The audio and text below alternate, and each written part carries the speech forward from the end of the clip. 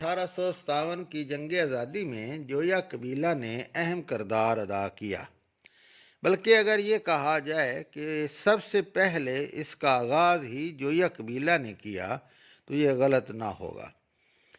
8 جولائی 1857 عیسوی کو پاک پتن تحصیل کے گاؤں لکھوکے میں جویا قبیلہ نے لقمان مہرو کا جویا کی قیادت میں حکومت کو مالیہ ادا کرنے سے انکار کر دیا اور مالیہ وصول کرنے کے لیے آنے والے اہلکاروں کو مار پیٹ کر بھگا دیا۔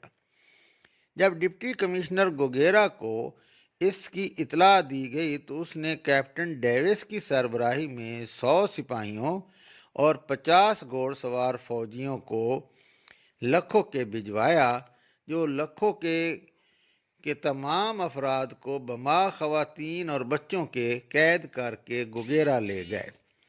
یاد رہے کہ اس زمانہ میں گوگیرا ضلع کی حیثیت رکھتا تھا اور گاؤں لکھوکے تحصیل پاک پتن میں شامل تھا، جو ضلع گوگیرا کی ایک تحصیل تھی۔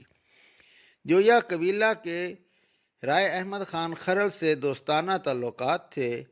رائے احمد خان نے ڈپٹی کمشنر گوگیرا سے ملاقات کر کے ان کی رہائی کا مطالبہ کیا، جس پر کچھ قیدیوں کو رہا کر دیا گیا۔ اس واقعہ کے بعد ضلع کے قبائل کے رہنماؤں کی مختلف جگہوں پر میٹنگ شروع ہو گئیں۔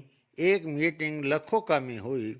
اس کے بعد جویا قبیلہ کے افراد نے لقمان مہرو کا جویا کی قیادت میں دریائے ستلج کے کنارے انگریز لیفٹیننٹ نیویلے کو اس کے کئی ساتھیوں سمیت قتل کر دیا، جس پر انگریز طیش میں آ گئے۔